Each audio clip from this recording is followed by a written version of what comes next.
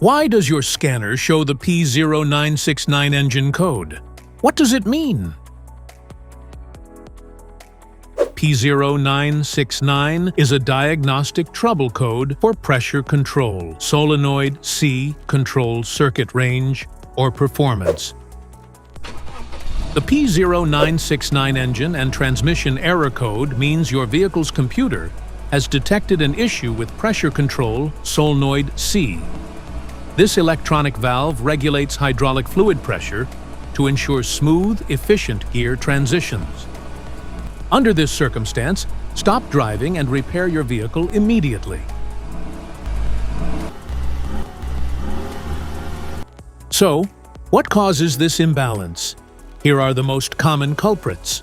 This error can be caused by these possible faults in your vehicle: valve body or pump failure, low or dirty transmission fluid, faulty solenoid C, wiring or connector issues, blocked passages or filters. Each DTC code corresponds to a specific issue in your vehicle. This error code occurs in any OBD2-equipped vehicles, especially in those manufactured since 1996, and it is commonly found in vehicles like Mitsubishi, Chrysler, Nissan, Dodge, and Honda.